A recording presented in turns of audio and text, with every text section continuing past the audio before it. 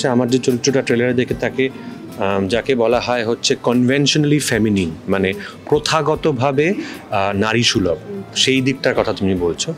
এবার আমি সত্যি জানি না যে সৃজিত এটা অনেকদিন ধরে বানাতে চায়, সেটা আমি জানি, কিন্তু আমি এটা জানি না যে ও প্রথম থেকে এই চরিত্রটার মধ্যে সেই বিশেষত্বটা বা সেই বৈশিষ্ট্যটা ছিল কিনা। আমায় যখন করতে বলা হয় তখন সেটা ওই ব্রিফটা শুদ্ধই আসে আমার কাছে, এবং আমি তারপর সেটাকে যথাযথ যথাযোগ্য যথাসাধ্য সুবিচার করার চেষ্টা করেছি সেটার প্রতি। ঋতুদাকে যে একবার অ্যাপ্রোচ করা হয়েছিল অনেকদিন আগে, সেটা আমাকে সৃজিত বহু বছর আগে বলেছিল, কিন্তু সেটা কোন চরিত্রের জন্য সেটা আমি জানি না। এটা এই ছবিটা শুট শুরু করার পরে আমি জানতে পারি যে ঋতুদাকেও এই চরিত্রটার জন্যই একবারও অ্যাপ্রোচ করেছিল। আমার চরিত্রের নাম অরুন্ধতী একজন ফিল্ম ডিরেক্টর, এবং অরুন্ধতী ফুল অফ স্পাইট, প্রচণ্ড ফাইস্টি। আর অরুন্ধতী মনে করে পুরুষরাই সমস্ত নষ্টের গোড়া। অরুন্ধতী পুরুষ মানুষকে সহ্য করতে পারে না, সে ফেমিনাজি। কিন্তু পরে ব্যাক স্টোরি রয়েছে এবং আমরা জানতে পারবো কেন তার সেরকম ধারণা। আমার ক্যারেক্টারটা হচ্ছে অ্যাডভার্টাইজিংয়ে কাজ করে, রূপা চরিত্রের নাম, এবং ভীষণ নাকুচু স্নুটি, এবং মনে করে যে কলকাতায় ভালো কিছু আর হয় না, কিছু হবার নেই কলকাতার, এবং বম্বেই আসলে জায়গা যেখানে সব কিছু ভালো হয়।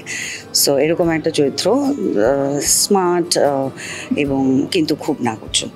ছবির নাম সত্যি বলে সত্যি কিছু নেই, এবং নেই। এই এক রুকা হুয়া ফয়সলা নাটক থেকে অনুপ্রাণিত হয়ে এটা বানানো, এবং আমি নাটকটি দেখেছি, তার অরিজিনালগুলোও দেখেছি আমি, এবং এইটুকু বলতে পারি সম্পূর্ণ আলাদা একটা আঙ্গিকে এই ছবি সৃজিত তৈরি করেছেন। এবং এই ছবির যে রুদ্ধশ্বাস ভিতরে ঘটনা রয়েছে, যে আলোচনা রয়েছে, সেটা এত চমৎকারভাবে মানুষের মস্তিষ্কের মধ্যে ঢুকে গিয়ে ও বিশ্লেষণ করার চেষ্টা করেছে। এবং অ্যাজ ফিল্ম মেকার সৃজিত নানা রকম ফর্ম নিয়ে এই ছবির মধ্যে এক্সপেরিমেন্ট করেছে, এবং ছবিটা পুরোটা কীরকম দেখতে আমি এখনও জানি না, কারণ বিভিন্ন স্তর আছে ছবিটার, বিভিন্ন লেয়ার রয়েছে। সেইগুলো কিভাবে গ্রাফিক্সে তৈরি করেছে বা কীভাবে বানিয়েছে আমি দেখার জন্য অ্যাজ আ ফিল্ম মেকার খুব আগ্রহ নিয়ে বসে আছি। এবং এই ছবিতে সবথেকে বড় প্লাস পয়েন্ট হচ্ছে 12 জন অভিনেতা, প্রত্যেকেই খুব সুন্দর কাজ করেছেন। আমি আমার কথাও বলছি, সবাই খুব ভালো কাজ করেছেন এবং সবাই মন দিয়ে কাজ করেছেন, এবং দর্শকের এতজন প্রিয় একসাথে। আর নতুনত্ব হচ্ছে এই ছবির প্রতিদিন শুটিংয়ে প্রতিটা দৃশ্যে এই 12 জন অভিনেতা আছে। এরকম নয় যে এই সিনেও নেই, এই সিনেও নেই। এই যে টানা এতদিনের শুটিংয়ে প্রতিদিন এই যে আমাদের জড়ো হওয়া, দেখা হওয়া এবং এতগুলো প্রিয় মানুষের সাথে সময় কাটানো, আমাদের সব পরিশ্রম তাতেই লাঘব হয়ে গেছে। আমি প্রচণ্ড হোপফুল, কারণ টিজার বেরিয়েছে, টিজারে প্রচুর ভালোবাসা দিয়েছে মানুষ, এবং আজকে ট্রেলার বেরোবে সেই সমান ভালোবাসাই দেবে বলে হোপ করছে। দর্শকদের জুরি সিস্টেমটাকে তুলে দেওয়া হবে, কারণ এই 12 জন জুরির পার্সোনাল বায়াস একটা ভার্ডিক্টকে 12 গুণ ডেঞ্জারাস করে দেবে। আমরা একটা ফিল্মের শ্যুটের কথা বলতে গেলে খুব চট করে যে ফিল্ম শ্যুট চলাকালীন ফিজিক্যাল এক্সপিরিয়েন্সটার কথায় চলে যাই, সেটা তো আছেই। হ্যাঁ, এবার সেটা কারোর ছবিতে একটু কম হয়, কারোর ছবিতে একটু বেশি হয়। সেটাতে টেন্ডেন্সি হচ্ছে খুব মানে একটু বেশিক্ষণ শ্যুট করা, একটু ওগুলো জেনেই মানে ওই খাতায় জেনেই নাম লেখাতে হয় আর কি, ঠিক আছে। তো ওটা নিয়ে না আমার মনে হয় যে এই ছবির ক্ষেত্রে ওগুলো আছে, ওগুলো আমরা মজা করেই ওগুলো আমাদের কাজের মধ্যে অভিজ্ঞতার মধ্যে ঢুকিয়ে নিই।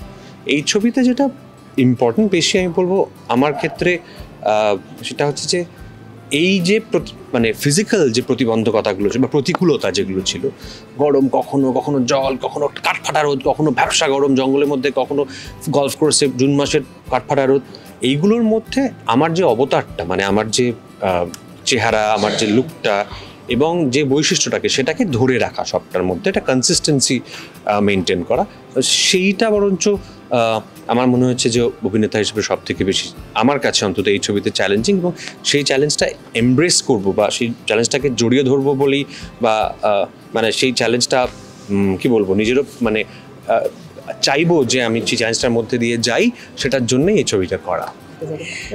সেটাই আমরা এখন যাবো না, কারণ এটা ছবি ক্লাইম্যাক্সের দিকে আসে, তাই সেটা ছবিটা দেখলেই দেখার পরে রিভিলড হোক আমি চাইবো। দর্শক দেখলে বুঝতে পারবেন যে চরিত্রগুলো, প্রত্যেকটা চরিত্র কীভাবে একটু একটু করে সারা ছবির মধ্যে দিয়ে বদলে বদলে যাচ্ছে। নানান স্বাদের চরিত্ররা রয়েছে আর কি আমরা দেখতে পেয়েছি। তো ডেফিনেটলি তুমি যদি বলো যারা সকলে মিলে দেখতে আসবেন হলে, এবং এটা হলে বসে এক্সপিরিয়েন্স করে এত সুন্দর লোকেশন শুনেছি, কি বলতে চাচ্ছ? আমি বলবো যে প্রত্যেক মানুষের জন্য কিছু না কিছু টেক অ্যাওয়ে আছে এই ছবিটা থেকে, এবং আজকের দিনে দাঁড়িয়ে এই ছবিটা খুব ইম্পর্ট্যান্ট একটা ছবি, কারণ এর মধ্যে আমাদের সমাজের এই সময়কার পুরো ছবিটা উঠে এসছে, এবং সেটা রিলিজিয়ন বলো বা পলিটিক্স বলো বা জেন্ডার বায়াস বলো, এই সমস্ত ইস্যুস, এখনকার কন্টেম্পোরারি ইস্যুস, রেলিভেন্ট ইস্যুস এই ছবিটাতে অ্যাড্রেস করা হয়েছে। সৃজিতের সাথে প্রথম কাজ, তো কীরকম ছিল? এক্স্যাক্টলি প্রথম না, আমি ওর জাতিস্বরে একটা ক্যামিও করেছি, আগে একটা গানের শ্যুট করেছি, বাট হ্যাঁ ফুল ফ্লেজেড কাজ এটাই, খুবই ভালো লেগেছে। আর সৃজিত খুব ঠান্ডা মাথায় ছিল, আমরা সবাই ভাবছি যে এতজন আর্টিস্ট, 12 জন কাস্ট, সৃজিত কি পাগল হয়ে যাবে? তবে কৌশিকদা যেটা খুব রাইটফুলি বলেছেন যে সৃজিতের আমাদের কাউকে ম্যানেজ করতে হয়নি, আমরা নিজেরাই নিজেদেরকে নিয়ে এত মত্ত ছিলাম, এত আনন্দ করে কাজ করেছি, এত ভালো লাগার নিয়ে কাজ করেছি যে ইট ওয়াজ আ ওয়ান্ডারফুল এক্সপিরিয়েন্স। ছবিটা খুবই এক্সপেরিমেন্টাল একটা ছবি। এই ধরনের ছবি বাংলায় আমার মনে হয় না হয়েছে আগে, যেখানে 12 জন অভিনেতা একসাথে একই প্রত্যেকটা সিনে রয়েছে, একই সাথে পারফর্ম করছে। সিনেমা প্রচণ্ড সিনেম্যাটিক একটা ঘটনা, কিন্তু তা সত্ত্বেও কোথাও গিয়ে একটা থিয়েটারের এসেন্স রয়েছে। তো সব মিলিয়ে সেটা খুবই একটা এক্সপেরিমেন্টাল কাজ, আর যেহেতু এক্সপেরিমেন্টাল কাজ, তার এক্সপিরিয়েন্সটাও খুবই মানে মেমোরেবল হয়ে থাকবে। সাথে সাথে বিভিন্ন জেনারেশনকে দেখা যাচ্ছে, এই এক্সপিরিয়েন্সটা কেমন ছিল? সত্যি মানে যে সৃজিতদা যে কাস্টটাকে সাজিয়েছে সেটা সত্যি অসাধারণ কাস্টিং, এবং সবাই আছে, মানে সব মানে সিনিয়র মোস্ট থেকে শুরু করে একদম জুনিয়র সবাই আছে, এবং সেটা খুবই মানে আমার মনে হয় দেখতে খুব ভালো লাগবে।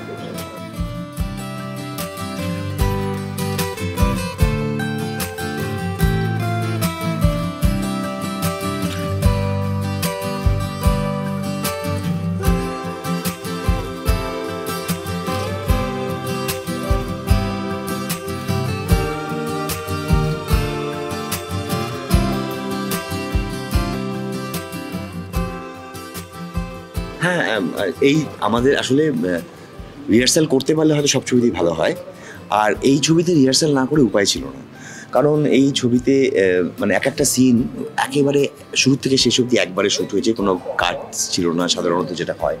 তো একটা 6 পাতা 7 পাতার সিন একবারে শ্যুট হয়েছে, তো ফলে রিহার্সাল ছাড়া এতগুলো মানুষের সংলাপ ধরা ছাড়া সবটা হয়তো রিহার্সাল ছাড়া করে ওরা যেত না। তো রিহার্সালটা খুব উপকারী করেছে, আর এই শুটিং প্রসেসটাও তার জন্য খুব নতুন হয়ে উঠেছে, যেহেতু আমরা টানা শ্যুট করেছি, এটা আমাদের রেগুলার অভিজ্ঞতায় থাকে না। আর বুঝতেই পারছো এরকম একটা গোটা সিন হচ্ছে, ফলে সবাই খুব মনোযোগী হয়ে কাজটা করার চেষ্টা করেছে, ফলে এই যে অনেক মানুষ আছে বলে সামলানো খুব অসুবিধে হয়ে যাবে, এরকম ঘটনায় এতটা কিন্ডারগার্টেন ক্লাসের মতন ঘটনা ঘটেনি, সবাই সিরিয়াসলি নিজের কাজ করেছে। তো এটা সৃজিত আরও ভালো করে বলতে পারবে, কিন্তু যেটা ঋত্বিক যেটা খুব সুন্দর করে বললো সেটা হচ্ছে যে কিছু কিছু ছবিতে সেটা অপরিহার্য হয়ে যায়, মানে ওয়ার্কশপ বা রিহার্সাল প্র্যাকটিস সবসময় জরুরি। কিছু কিছু ক্ষেত্রে আমাদের যেটা করতে হয় সেই প্র্যাকটিসটা সমবেত না করে আমরা ইন্ডিভিজুয়ালি করি, কিন্তু এটা এমন একটা স্ট্রাকচার ছবিটার আপনারা দেখলেই বুঝতে পারবেন যে এখানে সমবেত একটা প্রয়াস দরকার ছিল। এবং ইনিশিয়ালি ফ্র্যাঙ্কলি স্পিকিং, আমি খুব অনেস্টলি বলছি, আমরা কিন্তু প্রত্যেকেই অল্প বিস্তর একটু বিরক্ত হয়েছিলাম যে বাবা আবার এতগুলো দিন রিহার্সাল কি দরকার, কিন্তু যখন ফাইনালি আমরা করতে গেলাম তখন দেখলাম এটা তো উপকার তো সকলের হলোই, এবং আমরা একটা পয়েন্টের পর কিন্তু শুধু নিজেদের চরিত্র নয় সবাই ভাবছিলাম, সবাইটা আমরা জানতাম, মানে we were suggesting one another, আমরা একে অপরকে বলছিলাম আচ্ছা তুই এটা একটু করবি, এটা করলে আমার একটু উপকার হয়, বা অন্যজন কাউকে, এই আদান প্রদানটা ভীষণ ইম্পর্টেন্ট তো যে কোনো ভালো কাজের ক্ষেত্রে, সেইটা শুটিংয়ের আগেই শুরু হয়ে গিয়েছিল। So it was a very মানে ইট ওয়াজ অ্যাবসলিউটলি নেসেসারি যে প্রসেসটা। খুব ভালো, অনেক কিছু শিখলাম, রিহার্সালেও শিখলাম, শুটিংয়েও শিখলাম, এবং সবার সঙ্গে গরম ঠান্ডা সব সহ্য করে শুটিং করা যেরকম হয়, আর যেরকম আপনারা শুনলেন সব সিনেই সবাই আছে, এমনভাবে সিনগুলো লেখা, এমনভাবে ওটা ভিজুয়ালাইজ করা, এমনভাবে এক্সিকিউট করা, রিহার্সাল না করে ওই সবাই মানে যত ভালো অভিনেতাই সবাই হোক, we have to be in sync with each other. তো সেইটা খুব হেল্প করেছে রিহার্সালটা, সেই জন্য রিহার্সাল খুব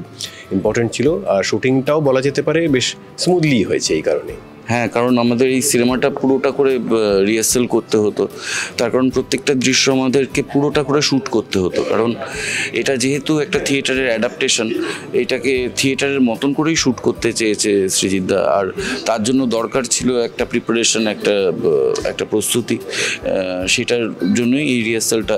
এবং তার জন্য আমাদের শুটিংটা এত সিল্কের মতন স্মুথ হয়েছে যে এটা বলার নয়। আচ্ছা, ফোনটা নামিয়ে হাতটা তুললে ভালো হয়, সবাই এখানে হাত তুলে অপেক্ষা করছে। Yes please. হাতটা তুলো, কি হলো, হাত তুলো। মানে কঠিন বলে কঠিন কিছু নেই আসলে, তার কারণ সত্যি জিনিসটা সত্যি সত্যি আপেক্ষিক, ডিপেন্ড করে কে কিভাবে কোন অ্যাঙ্গেল থেকে একটা ঘটনাকে দেখেছে এবং কে কোন পক্ষ নিচ্ছে তার উপরও নির্ভর করে অনেকটা। তো কোথাও একটা কোনো পক্ষ ছাড়া সব কিছু বাদ দিয়ে একটা যৌক্তিক নিরপেক্ষ মতামত, সেটা কখনো মনে হতে পারে এই দলের এদের পক্ষে, কখনো মনে হতে পারে ওদের পক্ষে, ইরেসপেক্টিভ অফ দ্যাট একটা যৌক্তিক নিরপেক্ষ মতামত তৈরি করার চেষ্টা আমার চরিত্রটি করে গোটা ছবি জুড়ে। এবং এই ধরনের চরিত্রদের সবসময় তো একাই থাকতে হয়, তার কারণ হয় মানুষ চেষ্টা করেন একটা রায় যখন দেখা যায় জনপ্রিয় হচ্ছে বা একটা মতামত জনপ্রিয়তা লাভ করছে, বিশেষ করে আজকের সোশ্যাল মিডিয়ার দুনিয়ায় সকলে যখন এক সুরে গাইতে বলেন, তখন বাকিদের মনে হয় সব ওই সুরেই গাই, কেননা ওটা ওই সুরে গাইলেই তখন পপুলার হওয়া যাবে বা জনপ্রিয় বা রেলিভেন্ট থাকা যাবে। আবার অনেক সময় কোনো একটা জিনিসের বিপক্ষে সবাই যদি বলেন, তখন মনে হয় যে এটাই হচ্ছে এই মুহূর্তের সব থেকে এটাই করণীয় কাজ, বিপক্ষে বলা জরুরি। তো এই যে সত্যিটাকে জানার চেষ্টাটা এটা খুব কম কণ্ঠস্বরী করতে দেখেছি, একটা ব্যালেন্সড পয়েন্ট অফ ভিউ। তো সত্য তাই করে, ওই জন্য ওর নামও সত্য অ্যাকচুয়ালি। তো সেটা আমাদের ব্যক্তিগত জীবনে করার চেষ্টা করি, আপ্রাণ চেষ্টা করি। সবসময় যে সফল হয়ে কথা বলবো না, আমরা প্রত্যেকেই সমাজবদ্ধ জীব, আমরা প্রত্যেকের আমাদের নিজস্ব নানা রকম ইন্টারেস্ট থাকে, ভেস্টেড ইন্টারেস্ট থাকে, আমাদের স্বার্থ থাকে জড়িয়ে, সবসময় পারি না, চেষ্টা করি যতটা সম্ভব করা যায়।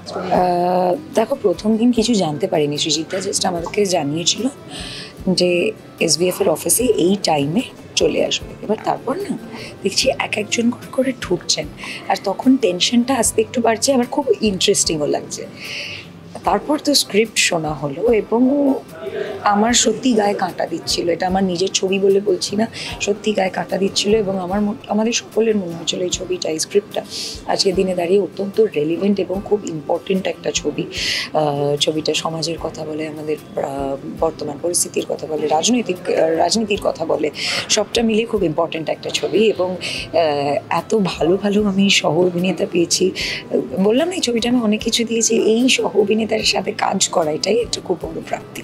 দারুণ অভিজ্ঞতা, এরা সবাই প্রিয় মানুষ এবং অনেকেই রয়েছেন যারা আমার পরিচালনায় কাজ করেছেন, কাজে তাদের সাথে আমার অন্য একটা সম্পর্কও রয়েছে। আর যারা কাজ করেননি তাদের সাথে দেখা হওয়া, বন্ধুত্ব হওয়া এবং কাজ করার লোভ, সেটাও তৈরি হয়েছে। খুব সুন্দর যখন অভিনেতারা নিজেরা কাজ করেন মন দিয়ে এবং তারা একে অপরকে হেল্প করেন।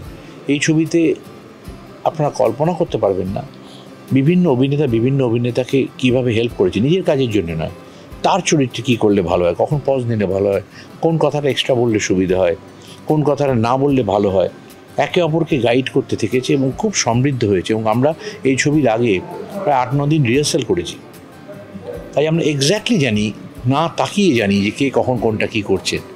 এবং 3-4টে ক্যামেরা নিয়ে এটা শ্যুট হয়েছে এবং প্রত্যেকবার এরম নয় যে আমার ডায়লগটা শ্যুট হচ্ছে, ওর ডায়লগটা শ্যুট হচ্ছে, তারপর ওর ডায়লগটা শ্যুট হবে, ওরম না, আমরা পুরোটা সবাই করতাম। কাজে ওই 8 পাতা 10 পাতা 12 পাতা যা সিন থাকতো আমরা পুরোটা একবারে করতাম, ও সেরকম 20 বার করতাম, হয়তো 15 বার করতাম, চেঞ্জ করে করে তখন শট হতো। কিন্তু আমরা এরম নয় যে আমার শটে আমি নেই, ক্যামেরাম্যান আমার সামনে উল্টো মুখ করে দাঁড়িয়ে আছে বলে আমি বলবো না, তা না, আমি সমস্ত কিছু করতাম, প্রত্যেকে সমস্ত কিছু করতো যাতে অন্য অভিনেতাদের খুব সুবিধে হয়।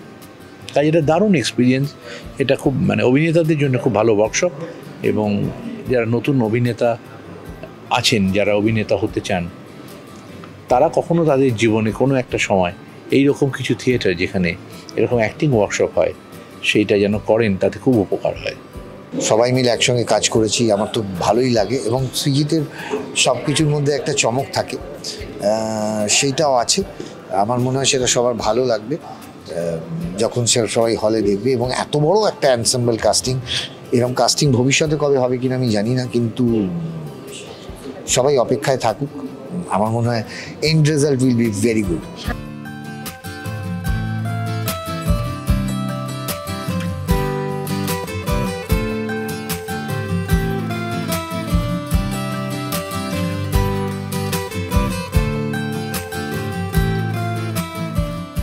আমরা তো এই স্ক্রিপ্টটা নিয়েই কাজ করছি, তো সেটা এরকম নয় যে ওই আগের নাটক বা আগের সিনেমা যেটা হয়েছে সেটা আরেকবার দেখে নিলাম, এরকম কিছু নয়। We are focusing on this script এবং সৃজিতদার গাইডেন্স অনুযায়ী, এবং যেরকম কৌশিকদা বললেন সবার ইনপুট তো ছিলই এর মধ্যে, সবাই সবাইকে হেল্প করছে, স্পেশালি আমার সিনিয়ররা। তো এটা একটা অরিজিনাল স্ক্রিপ্ট, সেটা নিয়ে আমরা কাজ করি, ডেফিনেটলি ইন্সপায়ার্ড বাই যেটা লেখাই রয়েছে একরো কা হুয়া ফেসলা, কিন্তু এটা সৃজিতদার মতন করে ডিজাইন করা। হ্যাঁ, এবং প্রত্যেকে ব্যক্তিগত জীবনে বন্ধু এবং প্রত্যেকেই অভিনেতা হিসেবে এত সমৃদ্ধ এবং প্রতিষ্ঠিত যে কারোর কোনো ইনসিকিউরিটি নেই, কারোর কোনো নিরাপত্তাহীনতা নেই, কারোর কোনো অসুবিধা নেই যে কেউ কাউকে ওভারশ্যাডো করছে কিনা। সবাই সবার স্পেসে খুব খুশি এবং তাই জন্যই কাজটা এত মজার হয়েছে। দেখুন, সৃজিত মুখার্জির ছবি অলরেডি, সৃজিত মুখার্জির একজন মানে গুণমুগ্ধ অনেক ভক্ত রয়েছে, দর্শক রয়েছে, তো তারা তো দেখবেনই। এবং যারা বাংলা ছবি দেখেন তাদের কাছে আমার মনে হয় যে এটা অন্য ধরনের একটা এক্সপিরিয়েন্স হবে, কারণ একদম নতুন একটা ফ্রেশ কাস্ট, ফ্রেশ গল্প বলতে মানে যে গল্পটাকে নেওয়া হয়েছে সেটাকে অন্য রকমভাবে প্রেজেন্ট করা হচ্ছে। তো সব মিলিয়ে খুব অন্য ধরনের এক্সপিরিয়েন্স হবে। হ্যাঁ, এটা বিভিন্ন জেনারেশনের কাজ দেখা যাচ্ছে, মানে ফাল্গুনিদা থেকে সুহত্র পর্যন্ত একটা বড় জেনারেশনাল। এবং মজার ব্যাপার হচ্ছে ফাল্গুনিদা ধরুন প্রায় 50 বছরের থিয়েটারের অভিজ্ঞতা নিয়ে আসছেন, কৌশিক গাঙ্গুলির অভিনয় আমরা জানি, কৌশিক সেনের অভিনয় আমরা জানি, আবার সুহত্র একদিকে, অর্জুন চক্রবর্তী, সৌরসেনী একদিকে। মজার মাঝখানে রয়েছে আমি, ঋত্বিক, আমাদের প্রজন্ম, পরম। সবার সঙ্গে খুব জমিয়ে পাঠ করা হয়েছে এবং শুটিংয়ের আগে আমরা বসে একটু রিহার্সাল হয়েছে, 4-5 দিন হয়েছে, তার থেকে বেশি হবে, আমি 4-5 দিন গেছি। সেইটা একদম থিয়েটারের মাহলে হয়েছে, যেহেতু আমি একজন বেসিক্যালি থিয়েটার কর্মী, তো আমাদের পক্ষে সেটা খুব সুবিধা হয়েছে।